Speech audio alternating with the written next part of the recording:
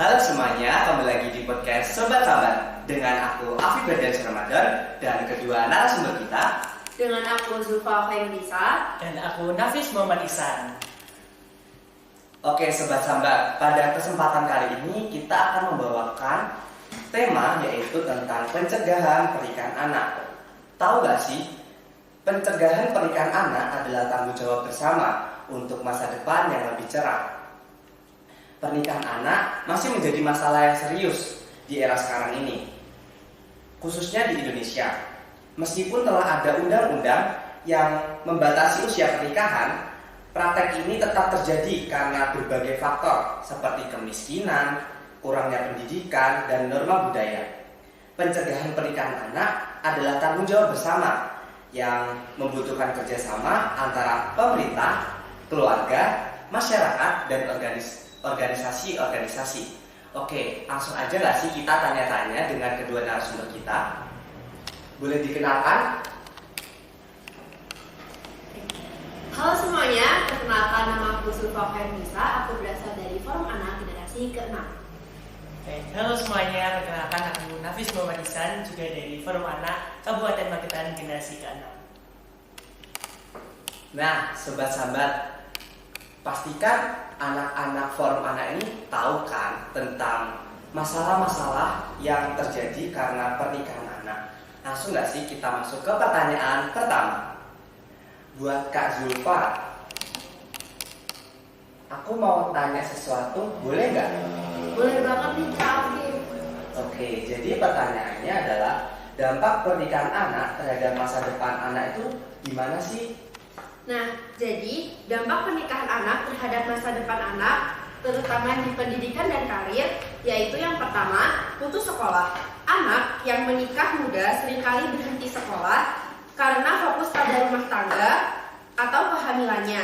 Yang kedua, kesempatan karir mereka terbatas. Tanpa pendidikan yang memadai, mereka sulit mendapatkan pekerjaan yang layak sehingga meningkatkan resiko kemiskinan. Mau menambahkan, dampak-dampak lainnya itu seperti minimnya kemandirian ya.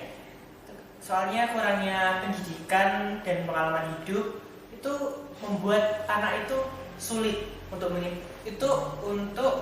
mandiri secara finansial maupun emosional. Selain itu juga resiko kekerasan dan eksploitasi. Pernikahan dini itu dapat meningkatkan resiko kekerasan dalam rumah tangga dan eksploitasi juga gitu. Wah, banyak sekali nggak sih dampaknya?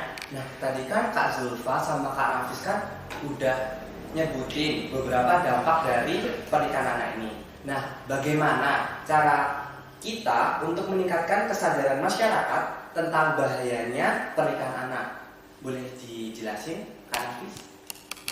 Tentunya menurut saya ya, yang pertama itu diadakannya kampanye edukasi. Bisa aja melalui sosial media, seminar atau webinar sepertinya itu, atau bisa aja lokakarya itu untuk menyampaikan informasi tentang pernikahan dini, bahayanya bagaimana dan lain sebagainya. Selain itu juga keterlibatan tokoh lokal. Jadi kayak lingkungan itu berpengaruh buat kita, buat mendukung kita jadi lebih baik gitu. Boleh ditambahkan Zulfa? Oke, jadi aku di sini mau menambahkan gimana sih caranya meningkatkan kesadaran masyarakat tentang bahaya pernikahan anak. Yang pertama ada program di sekolah seperti mengintegrasikan materi tentang pernikahan anak ke dalam kurikulum pendidikan. Yang kedua, cerita inspiratif seperti membagikan kisah sukses anak-anak yang berhasil melawan pernikahan dini dan fokus pada pendidikan. Yang ketiga, kerjasama dengan media seperti menggunakan media massa untuk menyiarkan dokumenter atau informasi tentang bahaya pernikahan anak. Wah, jadi itu sangat kasihan nggak sih buat korban-korban dari pernikahan anak ini? Nah, terus pertanyaan terakhir nih dari aku, apa sih peran keluarga dan masyarakat dalam mencegah pernikahan anak ini?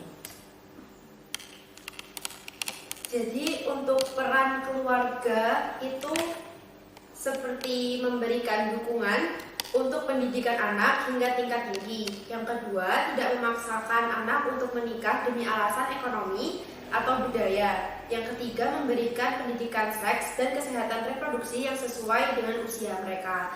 Untuk peran masyarakat mungkin bisa nih dijelasin sama Kak Nafis. Kalau menurut saya pribadi ya, kalau peran dari masyarakat itu kita bisa membentuk komunitas atau kelompok itu untuk mencegah, untuk menangani pernikahan dini.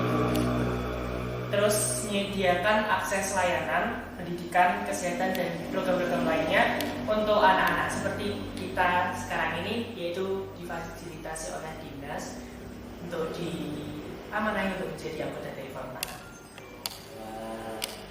Oke Sobat Sambat, jadi dari penjelasan kedua narasumber tadi itu sangat berguna buat khususnya kita sebagai anak-anak tentang kesadaran tentang pencegahan pernikahan anak. Nah, dari penjelasan kedua narasumber tadi, saya sempat menyimpulkan beberapa hal.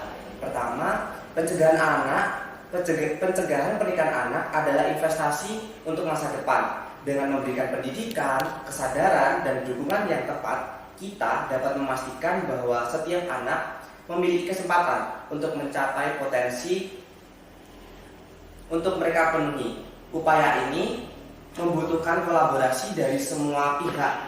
Anak generasi mendatang terbatas dari ancaman pernikahan dini. Oke, jadi cukup sekian nggak sih podcast di segmen ini. Saya Afgadias Ramadan pamit undur diri. Mohon maaf bila ada salah kata atau salah ucapan. Saya Zulfa Fairnisa mengucapkan terima kasih untuk teman-teman semua yang sudah mendengarkan podcast kali ini. Dan saya Nafis Muhammad Ihsan mengucapkan terima kasih kembali untuk yang sudah menonton podcast ini. Terima kasih. Sampai jumpa di episode selanjutnya. Dadah.